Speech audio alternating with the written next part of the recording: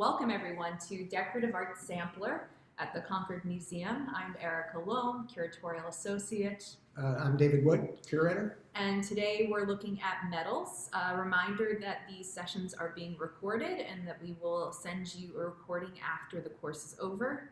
And if you have a question, feel free to enter it into the chat or wave your hand and we will bring you up to ask it to us in person. So let's get started. I think we wanted to just have a brief discussion first on the nature of metals. Sure. So where do the metals come from that we're living with every day? And it's you have to go back about 4.5 billion years to the moment when that Mars-sized asteroid hit the Earth and spun the moon off. Well, that liquefied the Earth. All the heavy stuff went into the core. So there's not a lot of metal out on the crust where we are. Metal can be quite hard to discover. One possibility is that some of the metals that we find up on the crust near the surface are coming in from extraterrestrial bodies that still hit the Earth. You know, some meteorite comes in, plows into the Earth, and leaves metal behind it. It's possible. That's not necessarily the way. There's also some convection, a lot of convection action in the mantle that might be bringing them to the surface. But that one where it arcs in at an angle kind of agrees with the way that metals are retrieved. So, for instance, a lot of the metals that that were used in the Concord area or in New England or America or continental Europe in the 17th and 18th century came from Peru. And the mining there is, in many cases, it's down, you're going down 300 feet into the ground, essentially vertically, and that's where the ores are. And that kind of agrees with the notion of something plunging in and leaving the metal behind. And so then but what we're addressing here is the sort of metals that are found, the kinds of metals that are found typically used and worked in the Concord area. We're going to begin with a period before the Europeans come here. Yes, so if there are some metals near enough to the surface that they can be recovered fairly readily. Copper is one of them. There are copper nodules that can be found in the streams in New England, and the native people who lived here found those nodules, worked them a very long time ago. Metalworking for humans is an activity that goes back about 11,000 years. So the first thing you do is work with what are called native metals, where you've got a little nugget of the pure metal. This is not an example of that, although it is native made. This is a projectile point that's from about the year 1630 or 1640, and this is made with an export brass kettle. It's cut from a brass kettle and then made into a projectile point from that brass. So it's native workmanship, but this is after contact. But I just wanted to mention that there was metalworking in this area before the Europeans got here. And I think we'll segue now into kind of the everyday metals that you would have encountered in a Concord household beginning about late 17th, early 18th century.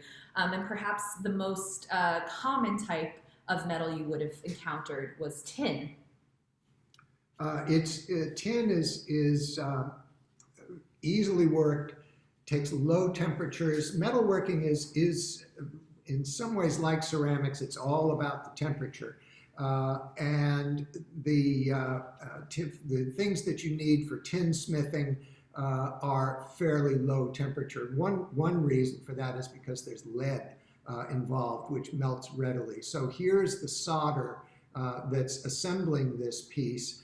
This is made from thin sheets of steel that have been tinned, much like a tin can, and then it's soldered together. This is very low temp solder. It might be 800, 900 degrees to melt this. You can kind of see where David pointed out that seam right there made with the soldering iron. Seaming is just one of the variety of processes used to create vessels like this being a punched lantern. You probably see these a lot. If you've been to Colonial Williamsburg, you probably encounter a lot of these being reproduced in their tin shop.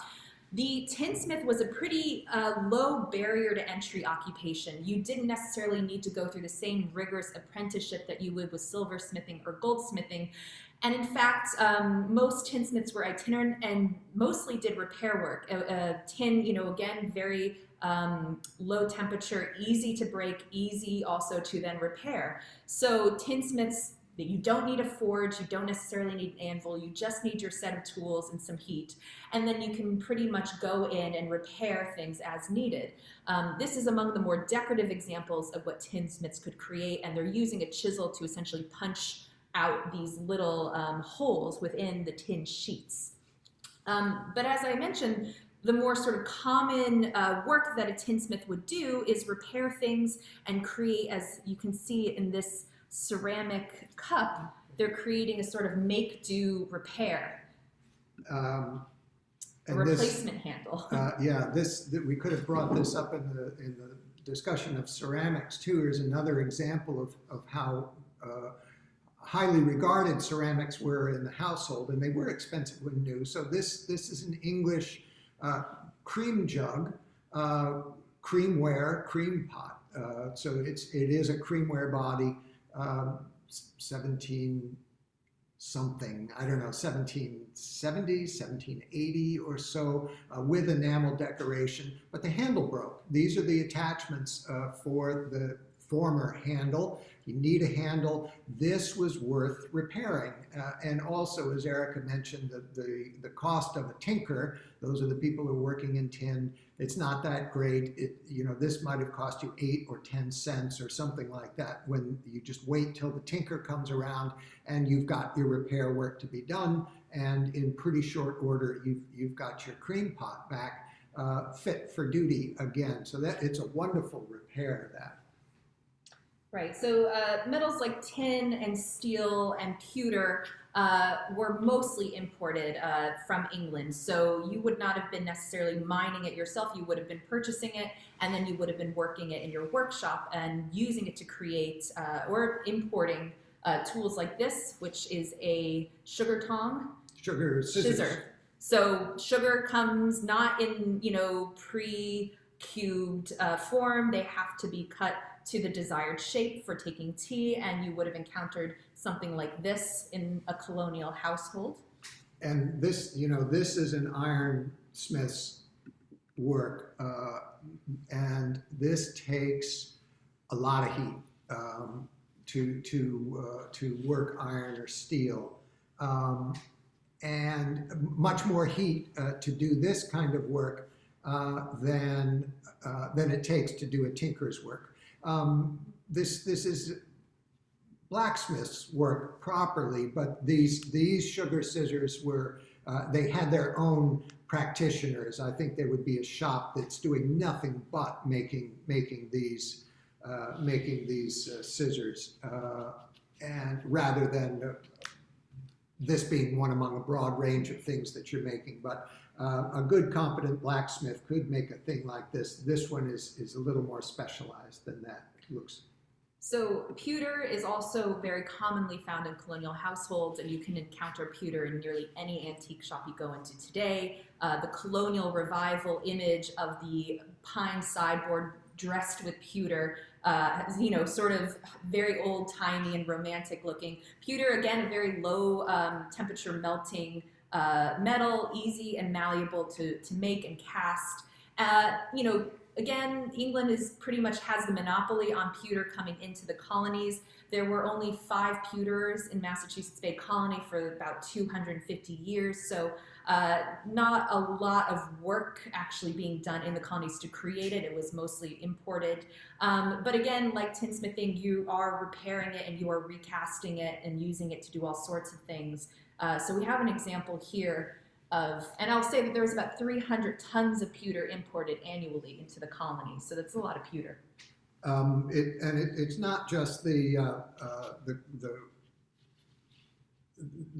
were laws that kept a lot of manufacturers from being practiced in the colonies, but it wasn't just that makes pewter almost uniquely English, in that there is no tin to be found in America. Certainly not in the colonial era, and basically until the 1880s, it was almost none to be found in America at all. There are some deposits in Colorado, but it doesn't amount to much. Tin was never mined extensively in America at all, and there's a lot of tin in pewter. Here's the pewter spoon that's made in a mold just like this. You can see the reinforcing rib there in the negative in the mold, and the mold is put together like this. The mold is actually cast brass, so this is going to be cast in two pieces on a foundry, brass foundry floor, and then you put those together, and we're going to look at casting in a few minutes, but then you melt your metal. As Erica pointed out, it's fairly low melting point, and you pour it into that little spout there. You've got handles to keep you from burning your hands because this gets quite hot. And then when you let this cool a bit and open it up, your spoon is inside there. So these molds found their way to America in fairly short order, but the pewter itself. So the pewter that you would cast even in America is going to be English pewter. Pewter is somewhat fragile, almost like ceramics. It'll crack, it'll break if you drop it. So very often it's melted down. Early pewter is tremendously rare. Well, here is a piece of early pewter. This is a tankard. Tankard is a drinking vessel with a lid, with a hinged lid. A tankard by Robert Bonning of Boston, and this dates from 1750 or so, and these are vanishingly rare. Boston pewter of this period or earlier, there are only very few earlier things than Bonning's work coming out of Boston, and as I believe that pewter was first worked in Boston by colonial craftsmen, but not many of them, and what they made is gone because it just gets melted. It's easy to melt down. The reason this survived is because it was part of the communion service at the first parish in Concord.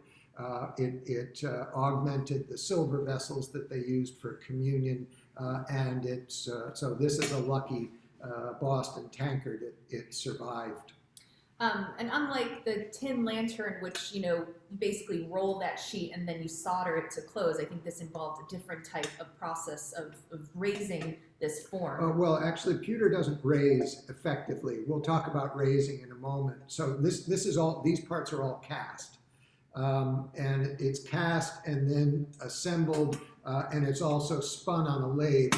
We can show these marks on the bottom. So this thing is cast much like the spoon was cast in a multi-part mold for this one, and then it's put on a lathe and the outside is trimmed, and you can see the marks there. It looks like a vinyl record.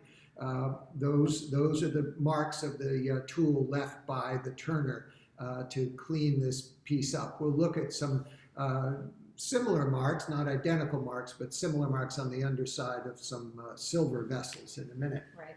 So if that one was cast, what we have here, very evident marks of tools that were used to hammer the sides. Right. This is hammered up from sheet. This is a copper little tea kettle, early 19th century. maybe 1820, 1830 or so. And it is principally made from sheet. I don't see anything cast on here. Actually, we'll look at these handles in a moment. They're cast. But this is raised from sheet. I'm looking at it. I'm not showing it to the camera. That's not fair. But I just want to see what we want to look at in detail. And I think it'll be this mark here. So we're going to take a look at what that mark is. And we can look at the lid as well. So here, we looked before at the solder on that tin piece, and it was a different color. And here again, we have metal of a different color because that's the seam, that's the soldering seam there. The solder clearly has more zinc in it. This is a brass based solder, and so there's a color contrast there. But you can't quite see it on there, but you can see it better on the bottom. These pieces are dovetailed. You see the cutout there. So you're cutting out a negative on one piece and a positive on the other piece, and then you put them together and solder them. That just gives you more area for your solder, and you have a better solder joint. And this one clearly has lasted for the whole lifetime of this slightly battered tea kettle, but that's what it's meant to do. This is everyday stuff, though it's got some nice elements like that, like the shape of that of the spout is very nice. And we'll just take a look briefly at the lid. It's got a brass finial that's set through there and peened, hit with a hammer to rivet in place. And you can also see that it was zinc lined on the inside. The interior of the teapot is as well. There's a good reason for that. Copper's toxic. You don't want to be eating copper. So if you're using a copper vessel, you want to separate what you put in it from the copper with a layer of tin. We saw the little brass finial on there. We saw the pewter spoon mold, and these are examples of the brass founder's work. This is an English candle stand of the 18th century somewhere, 1780, something like that.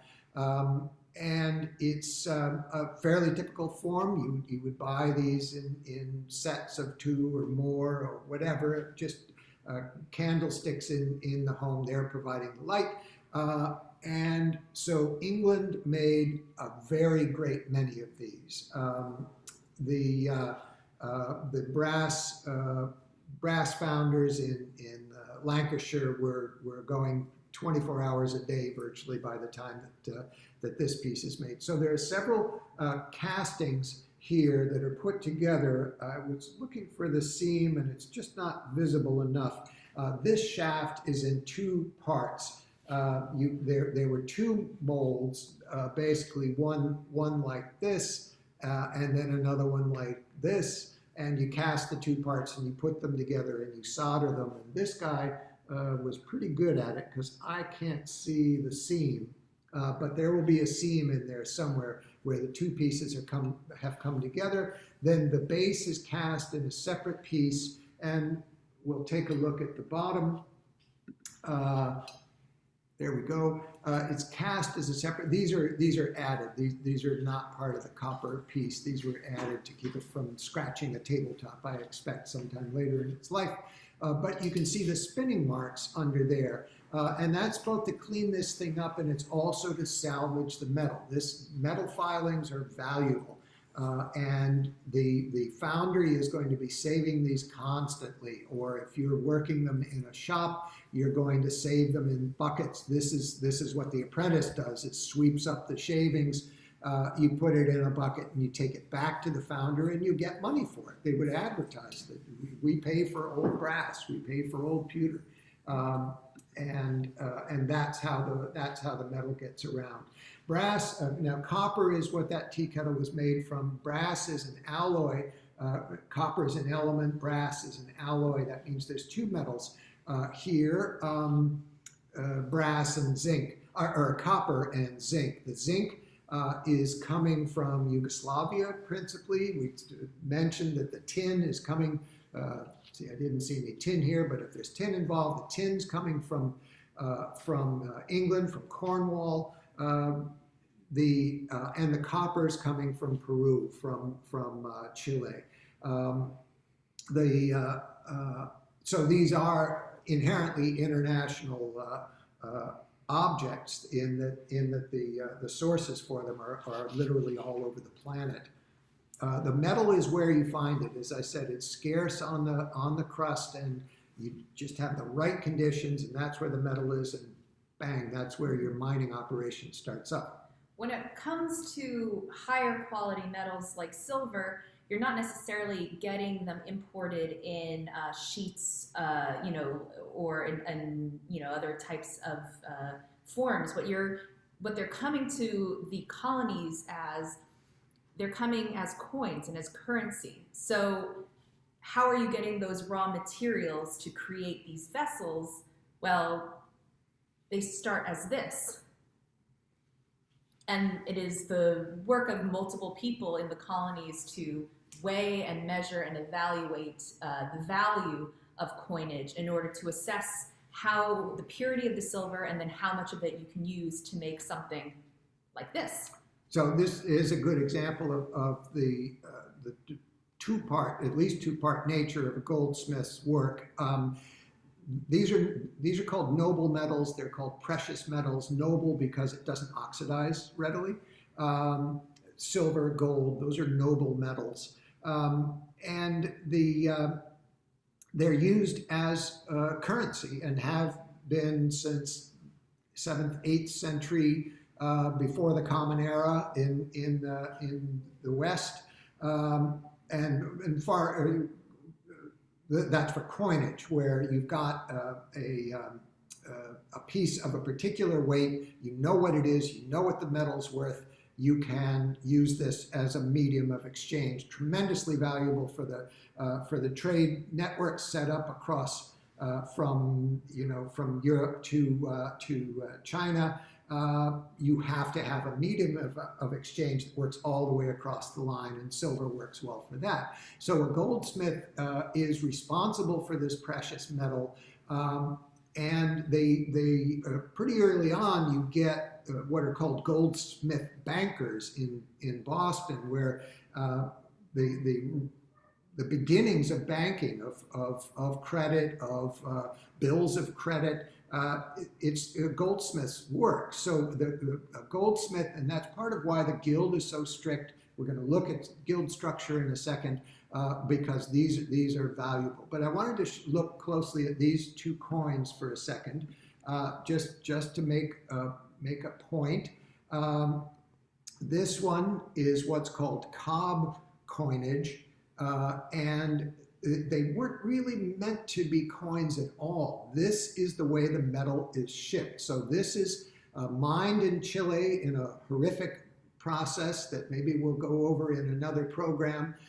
This is mined, and then it's coined into these planchets, these flat discs, in the New World before being put into barrels, put on a ship, sent back to Spain. You can see that it's rough on the edges, it's been clipped out, and yet if you put these in a scale, we're going to look at a scale in a moment, they are the same weight. So this is 8 reales, this is 8 reales. But here the coining is it's slightly different in its intent. This is a coin meant to circulate as currency, and in order to keep people from clipping the valuable metal off, you've got this on the edge. So that's going to tell you right away if somebody clips it.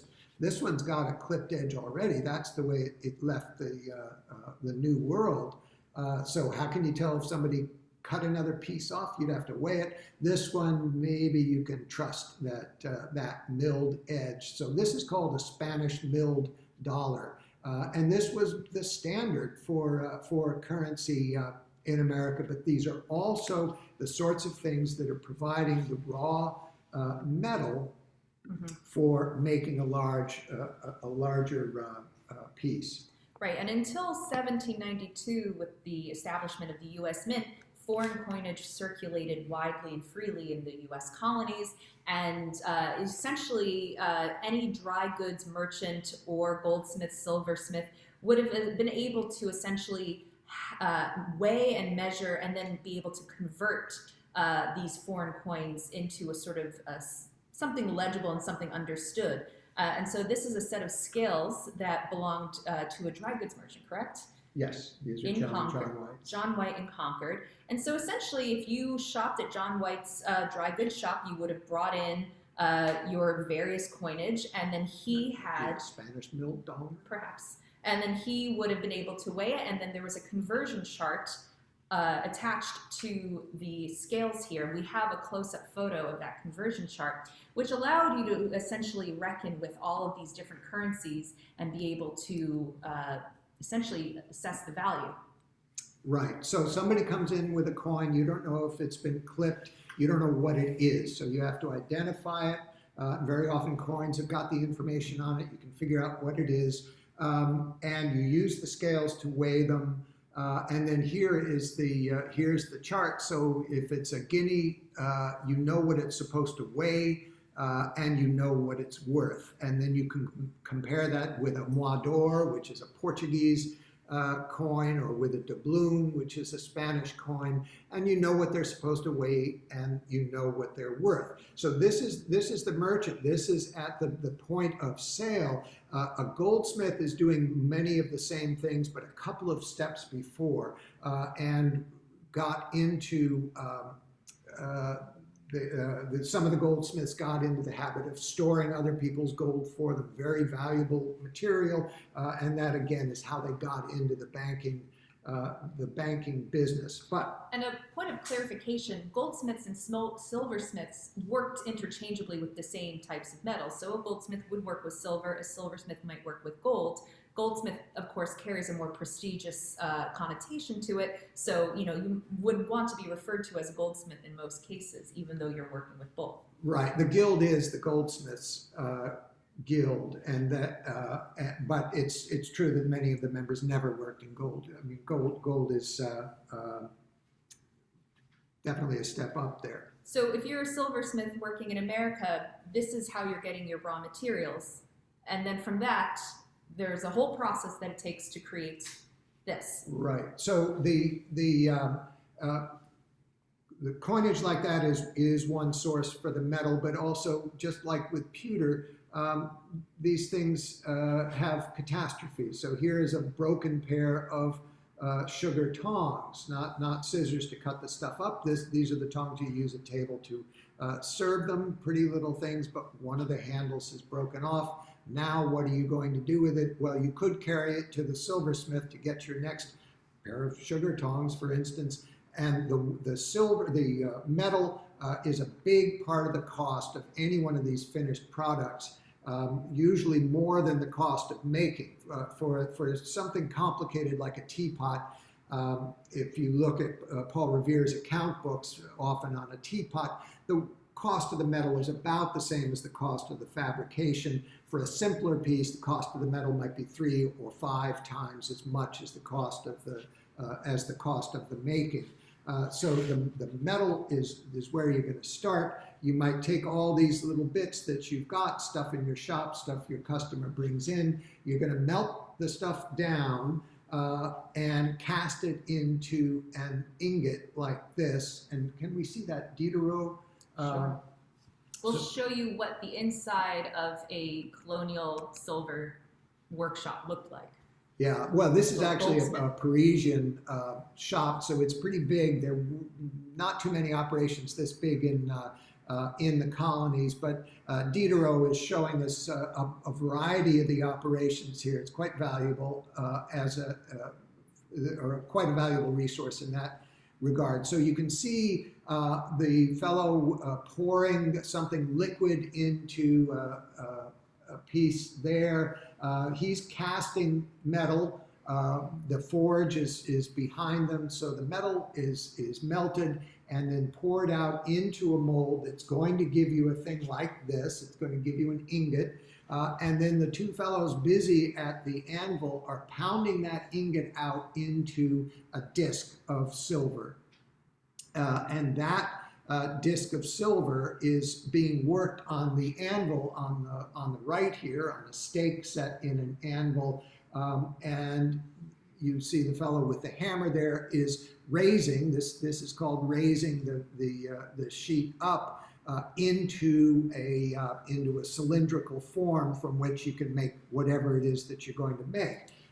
In this case, we've brought along a coffee pot as an indicator. It's got some cast parts. It's got a cast foot. It's got a raised body. But this, a piece like this, takes about this much silver, a little less than this much silver. Actually, there would be enough left for about 4 tablespoons to make 4 tablespoons after you're done making a coffee pot from an ingot like this. But it's got to go through all those steps. You've got to get the metal. Well, somebody has to mine the metal. You get the metal, cast it into an ingot, hammer it out, raise it up, and this is one of the trades where you would have had a more structured apprenticeship system. So a young man, maybe as young as 8 to 10 years old, would have begun, and maybe they were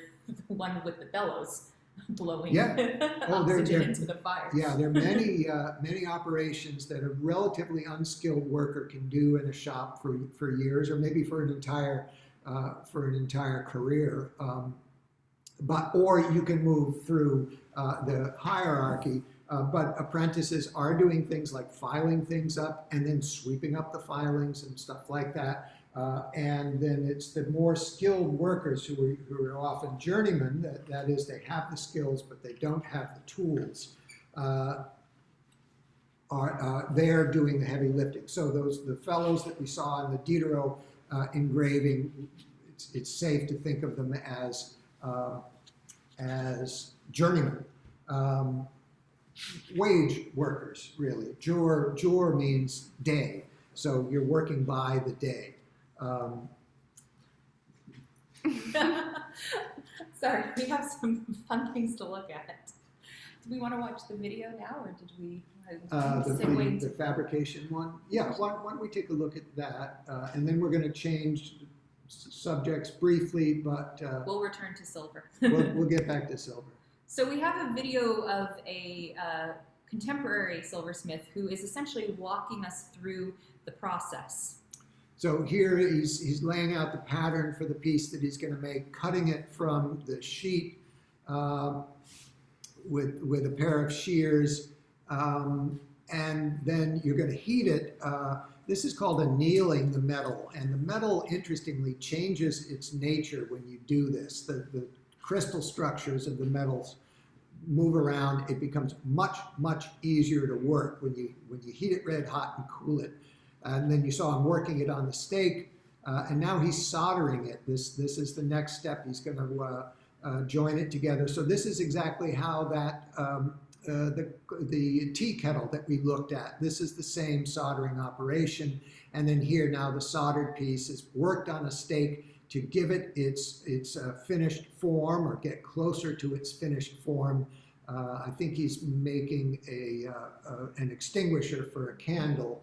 And we're going to skip ahead a little bit here to another operation. Here he's casting. And so you make the mold, that's investment sand. This is exactly what's going on in the brass foundry where they made that copper, or made that brass candlestick. And here goes the molten metal. We saw them doing this in the Diderot as well, poured into the mold. And that's how you get your positive. We'll look at some cast pieces, and there goes the cast piece into the raised piece. And that's how these things come together. Soldering on the handle at the end. That's great. So I think we will transition quickly to gold, because while goldsmithing, was happening in cities like Boston, Philadelphia, New York. Pretty rare that it is happening in a place like Concord, and yet gold did make its way to Concord, and here are some forms that it took. Yeah, there's a bit, but also there's not a lot of gold used in a domestic setting in America until the later 19th century. It took all of those finds in the western part of the U.S. for gold to become common enough that you'd ever find it even on a Vanderbilt's table. And I dare say it's disappeared from the table again. But gold's got many uses.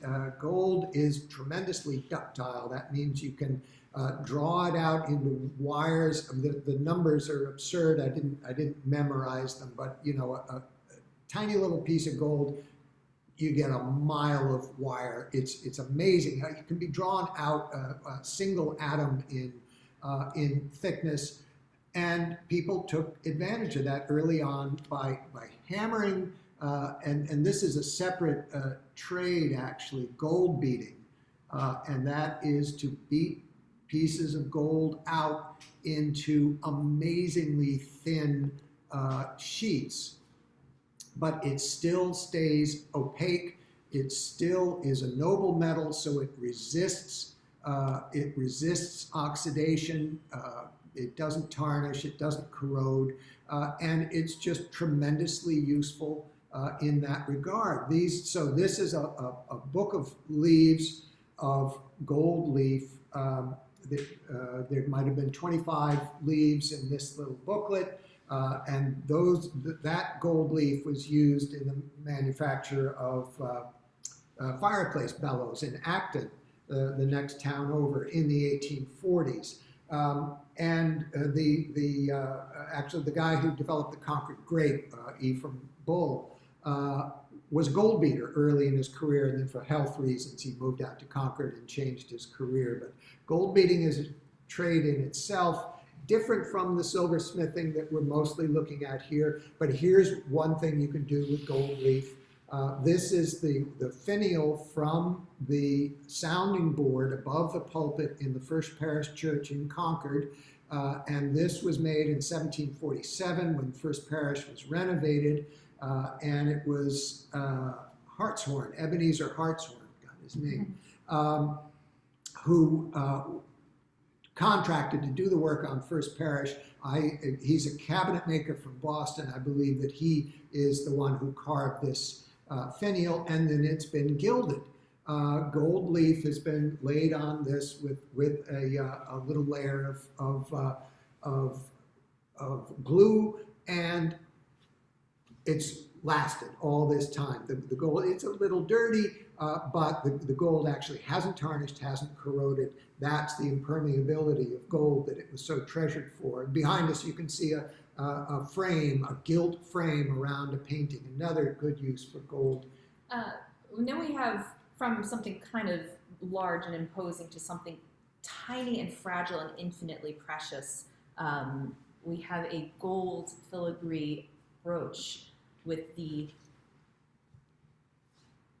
little portrait. Yeah, so this is a painted portrait, watercolor on ivory, and it's framed in a cast gold frame, a cast and chased.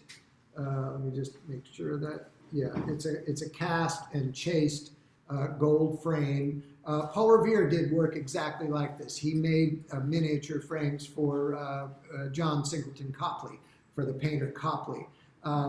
So this is one way you will find gold being used in America fairly early on. This is a portrait of 1825 or so. This is Ralph Waldo Emerson's first wife, Ellen Jackson, and this obviously a brooch that could be worn either way as a pin or hung from a chain around your neck, and precious, as Erica said.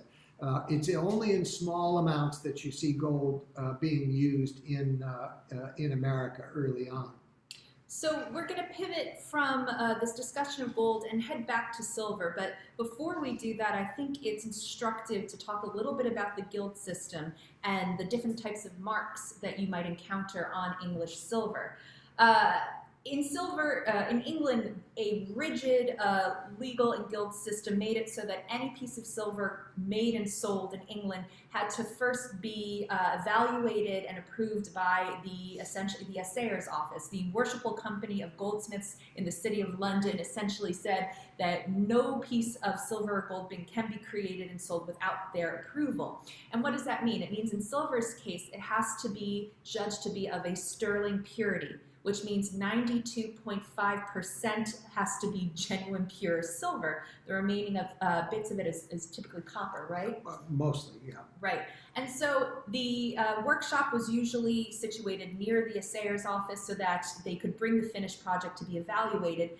And about 1544 and on, you will have 4 marks that you can find, 4 hallmarks that you will find on silver, and we can show you an image of, and I'll explain what they mean. So like I said, about, the guilds exist in some form from about 1300, but it isn't until the 16th century that these hallmarks become codified and legally required. So a brief explanation. That mark here, the crowned leopard, you will typically find denoting that this is silver made in the City of London. You might find different ones for Scottish silver as well. The number B, the date letter, and you'll see E as well has a different kind of looking date letter. So these essentially mean that this was made in the year of 1740. And there are ways that you can look these date letters up. There are available databases that you can go in to compare the lettering, the calligraphy style, so you can find out exactly when that silver was made. The lion passant, which is C, is the mark that it is sterling. D, that period of 1697 to 1719, the Britannia symbol came to replace the lion symbol for a period of time, also to denote sterling of a higher purity, 95%. So you might find the Britannia symbol, you might even find this F, which I believe replaces the leopard to mean the City of London. And then, so those are the 3 symbols, the sterling silver mark, the date letter, and the city of origin. And then a 4th mark was the initials of the maker, the first 2 letters of the maker's last name. And so you will find those 4 marks pretty readily on silver that came out of England during this period. And we have some examples to show you. So the great formality of this process is really the best indicator of the value of this material, and again showing how the goldsmith that's the top of the heap. If a tinsmith is sort of the bottom rung, goldsmith is top of the heap. You are usually a gentleman, or close to that status, which for a craftsman in the 16th, 17th, 18th century, very unusual, and it goes with the nobility of the metal, really. But these are critical, very high value stuff. If somebody wants to cheat by adulterating their metal, they'll make a lot of money, and that's what the guild was set up to impede. So here is we're going to rehearse the marks again. This is the leopard face, meaning London. This is the date letter. In this case, it's 1728.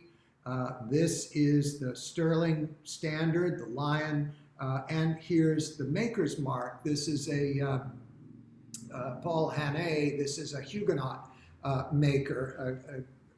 Maybe on the last session we brought up the revocation of the Edict of Nantes, which kind of drove a lot of Protestants out of France. A lot of them were craftsmen. A lot of them went to England. This is in 1689. And how do you know it's 1728?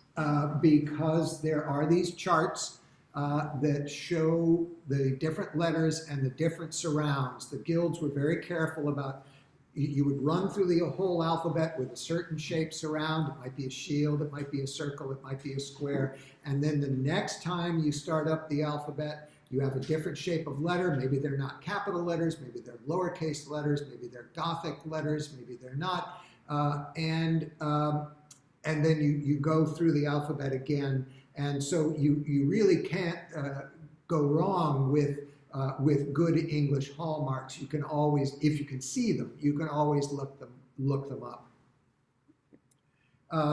And I wanted to, while we had this spoon, I wanted to show too something about the fabrication of this. We saw this rib on the pewter spoon that we looked at before. That's a way to reinforce the attachment of the handle. And we saw the silversmith attaching a handle to his candle extinguisher. And that fortifies otherwise the spoon would bend there. It's one piece. In this case, this is not a handle soldered onto a bowl.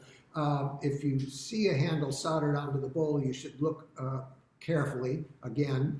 It's not the way it's done. It's one piece, but this reinforces that. Otherwise, it would tend to bend just there. So this is a fairly early way to do it. Here we're going to look at another set of hallmarks, and who are we finding here again? Well, you always see a series of marks, not just one or two, but a longer series to tell you the full story.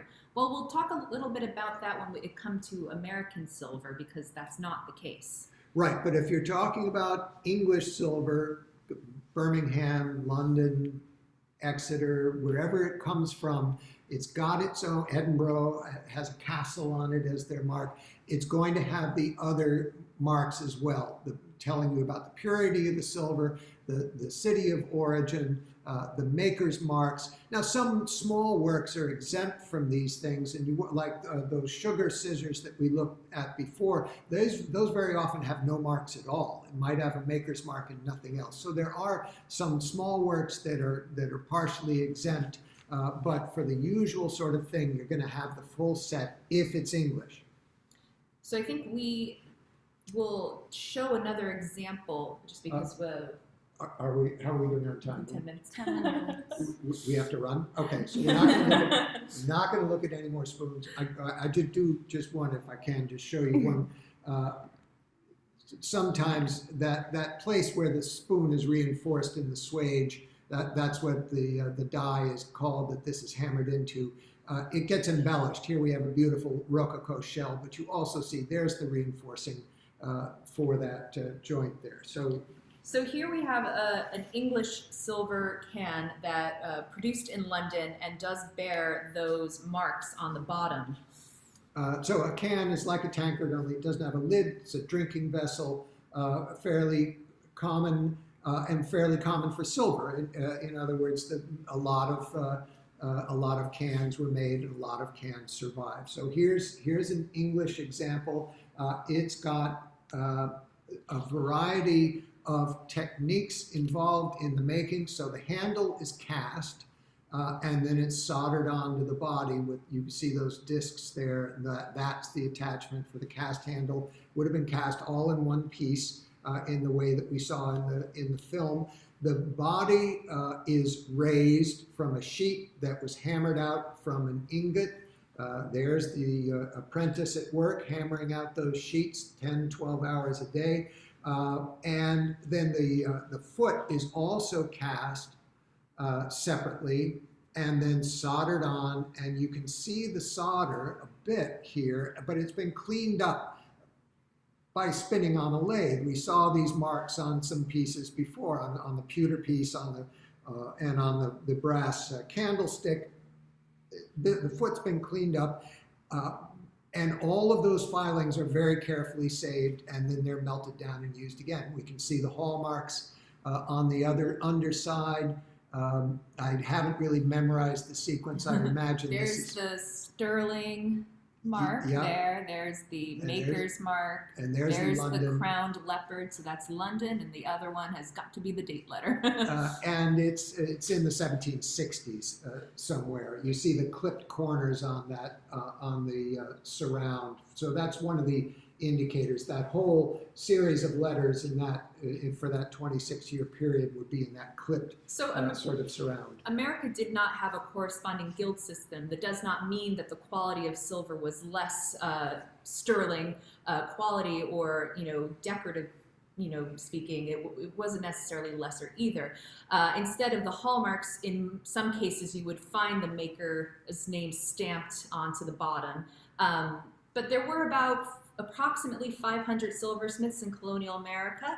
And like I said, they're getting their silver imported from England by way of coinage or through already broken silver objects. So it's the same sterling quality. They are still working with that 92.5% sterling, but they just don't have the hallmarks. When these have been tested, as they are more and more frequently now with X-ray diffraction, you can do it without destroying the thing, which is nice. And generally speaking, American silver is sterling at least, and usually not below that. So the Americans, they don't have that guild system, but they're monitoring their own production, and that's the goldsmith's work. The goldsmith is functioning as an assayer in the colonies. The goldsmith is also the assayer. And can test the metals. There are acid tests for metals, and you can tell the purity and so on. So they were clearly doing the diligence. And you can also see that, if I could see the London again, this one is Concord silver, this one is London silver, and gosh, they're pretty comparable. So American silver for forms like relatively simple forms like this could be very, very high quality. But without that guild protection, you are sort of at the mercy of the economic winds of fortune. And that was the case for Samuel Bartlett, the maker of that can. Right. So that is a Concord maker, Samuel Bartlett, and he discovered what early in his career, what many rural silversmiths never found out. Jerry Ward has mentioned the fact that all of Massachusetts rural silversmiths died broke. If you're in the city, maybe you can make it, but the rural ones died broke. Bartlett did something clever. He stopped making silver. He got away from the bench. He became Register of Deeds. It was more valuable to him to write out deeds in triplicate, which he did for 25 years, than to make silver. He didn't die broke. He died in pretty good order. Another guy who found a way to get away from the bench is Paul Revere. We're going to take a look at the fluted teapot.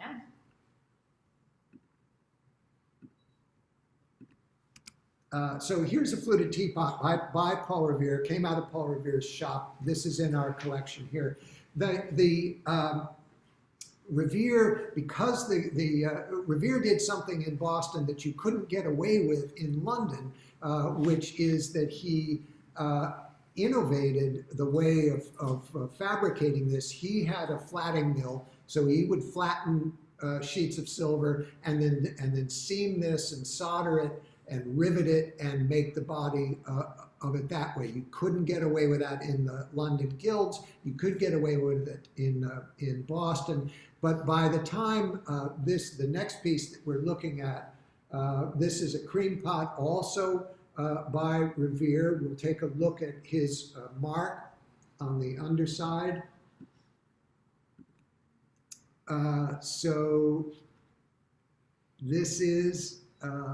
So this is what you would find in lieu of those 4 hallmarks. Some silversmiths did not sign, some did. Yeah, there's a lot of unmarked American silver, but there's unmarked English silver as well, and Channel Islands silver is often marked strangely compared to London stuff. So, but generally speaking, the London material is going to have that full set. So here's Revere's mark. This is his genuine mark. But by the time this cream pot was made, which is about 1810 or so, Revere had left the shop.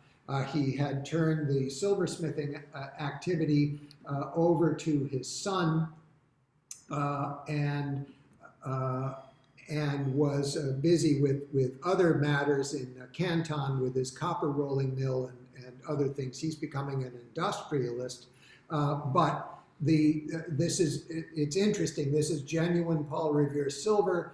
Paul Revere never touched it. But that's the nature of this shop structure as we find it in the most successful shop in Boston. This is not the same pattern for everybody. Revere is definitely exceptional in the way he's going about business. So exceptional, in fact, that Revere becomes a target in a way. Revere's silver became revered when the story of his involvement in the revolution became more widely known. And now Revere silver, when it comes up for sale, it's always called rare. Here's rare piece of Revere silver. It's really anything but. It's kind of like Tiffany or Fabergé. It's not rare. This is the biggest shop in St. Petersburg, biggest shop in New York. Revere had the biggest shop in Boston, so it's not rare. It is sought after, and that's what makes the rarity. If two people want it and there's only one there, the price can rise. And so Revere silver is very often faked. And so we wanted to end with one of those. John Pope Hennessy says that all discussion of fakes is pornographic, but he says that at the beginning of his chapter on fakes when writing about Donatello. So we have good authority to end with fakes. This is what's called a hooped can because of these little things here. I don't remember, Revere might have made a hooped can. He didn't make a lot of them. He didn't make this one. This is an English piece of silver that has been embellished. It's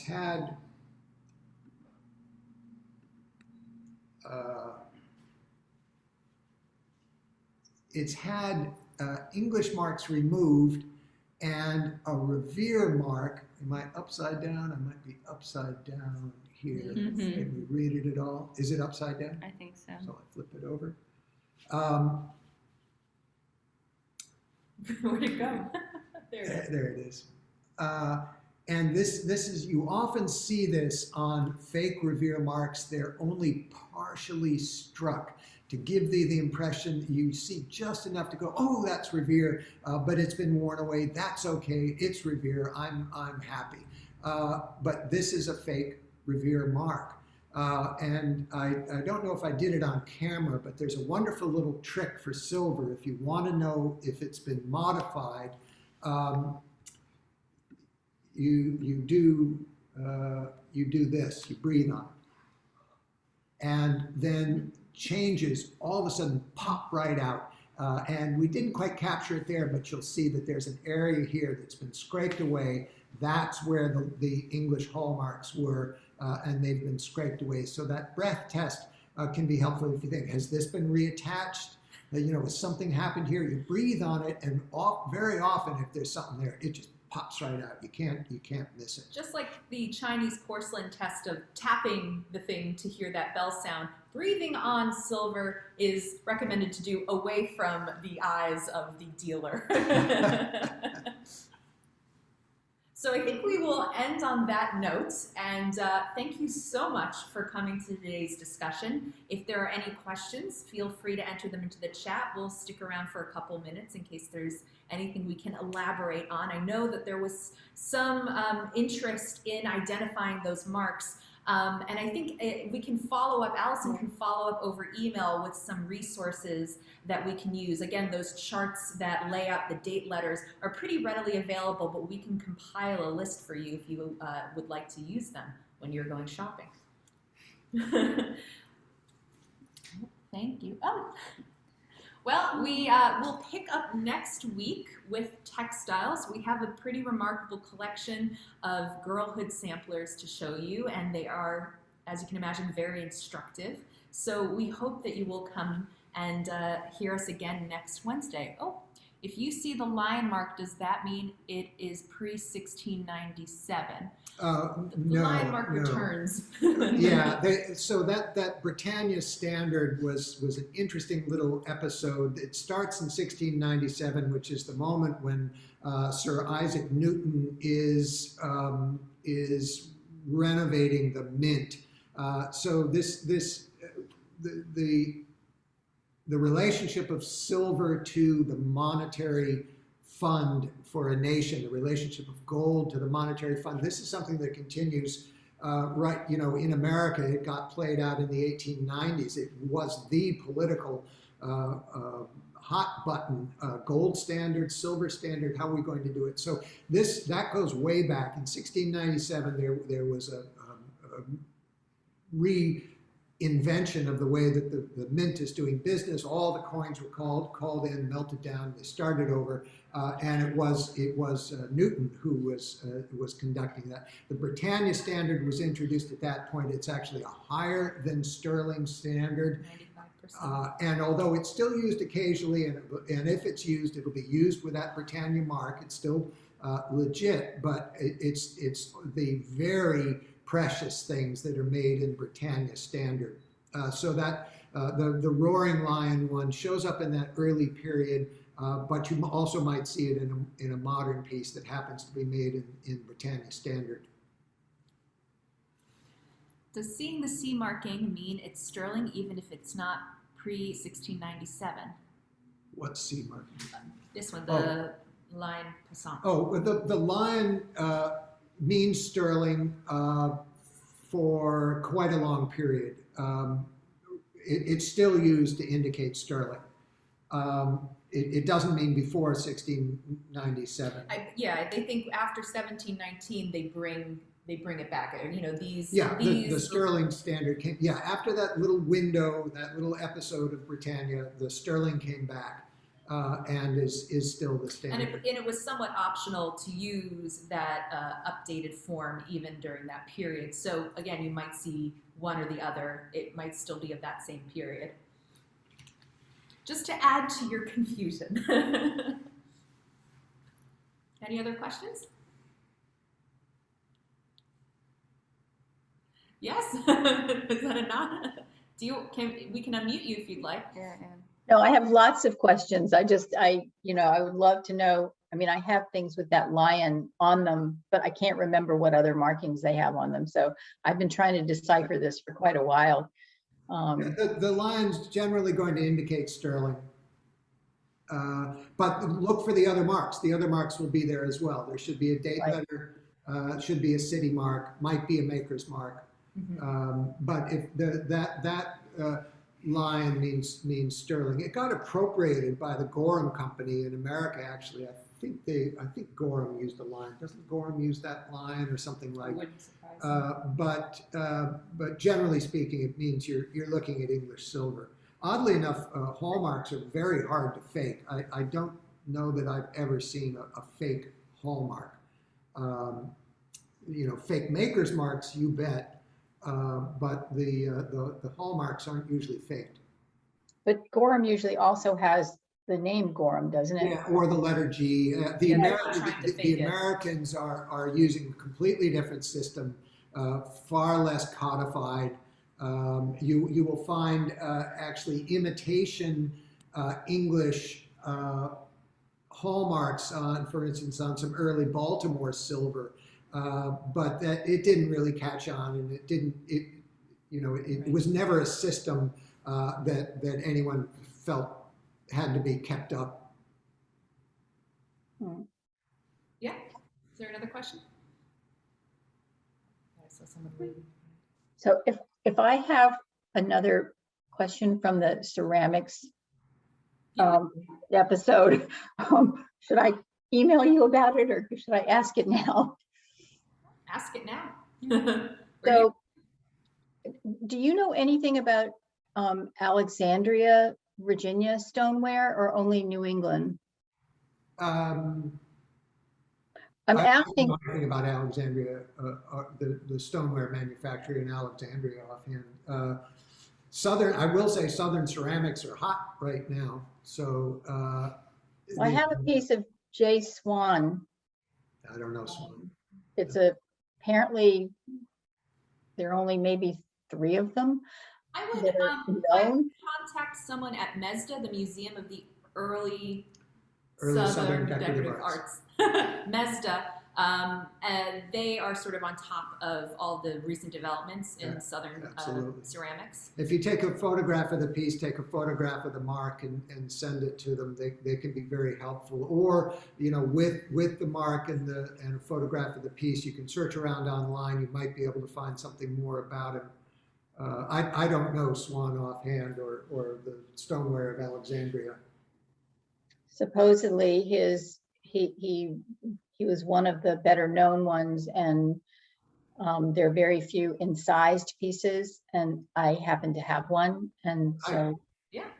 Well, good Yeah, luck with your well, search. you know, or if you're try them at MESDA, or you could send pictures to say Skinner or Bruneau, the auction house in Rhode Island, and someone there might be able to identify it. I mean, they might not jump right on your inquiry. It might be hard to get their attention, but I there would is leave an it auction be, house in you know, Maryland that supposedly handles ceramics that is, you know, but it's been suggested to me that if I want to sell it, I should consider going through them. But I just want to, yeah. I want to get a second opinion as to, is this really, Yeah, you know? I wish we could give it, but No, I'm not asking. I'm trying to find out resources so I can, yeah, you know, do the research, but not spin my wheels. yeah. I would make try MESDA, try the auction houses. Keep poking around on the internet, see what shows up. It can be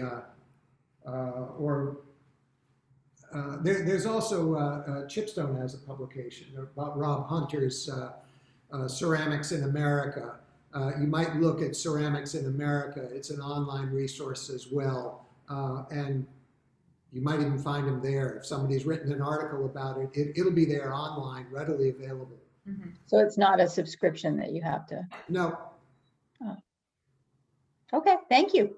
you're welcome. Any other questions before we say goodbye? All right. Thank you. See you next This has week. just been very interesting. Thank you. Oh, thank you. Bye.